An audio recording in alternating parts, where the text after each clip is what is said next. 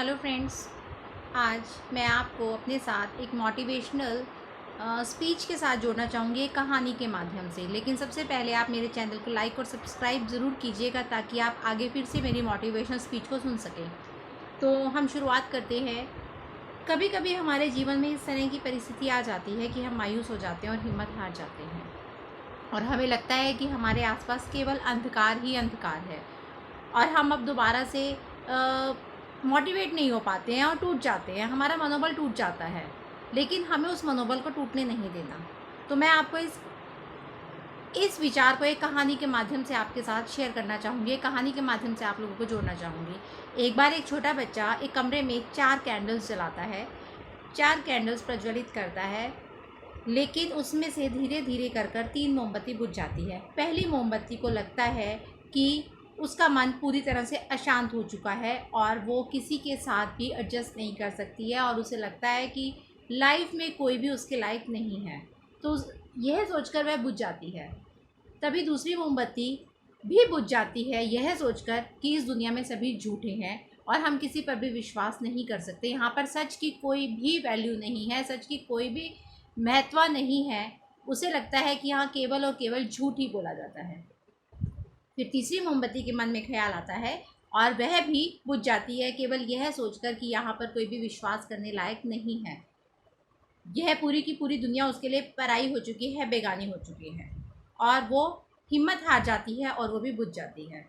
लेकिन चौथी मोमबत्ती अभी तक जल रही होती है। तभी वो बच्चा कमरे में एंटर करता है। जैसे ही वो बच्चा कमरे में आता है तो वो देखता है कि वहाँ पर 3 मोमबत्ती बुझ चुकी है और केवल 1 मोमबत्ती ही जली हुई है। तो वह बोलता है कि तुमने ऐसे कैसे मेरा साथ छोड़ दिया? तुम्हें तो मैं यहाँ पर इसलिए जला कर गया था ताकि तुम यहाँ पे प्रकाश कर सको, लेकिन तुम तो बिना आंधी के, बिना तूफान के, बिना कुछ भी आए इतनी जल्दी मायूस होकर कैसे बुझ गई?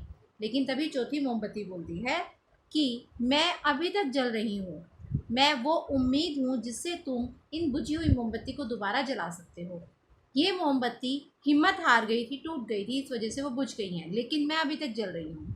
तो सेम इसी तरह से अगर आपके हृदय में उम्मीद की किरण जल रही है, चाहे किसी भी तरह की परिस्थिति आ जाए, किसी भी तरह की प्रॉब्लम आपकी लाइफ में आ जाए, लेकिन आपके मन में एक उम्मीद है, होप है, वो होप आपको दोबारा से हर तरह की प्रॉब्लम को सॉल्व करने की हिम्मत देगी। तो उस उम्मीद को कभी भी टूटने मत देना।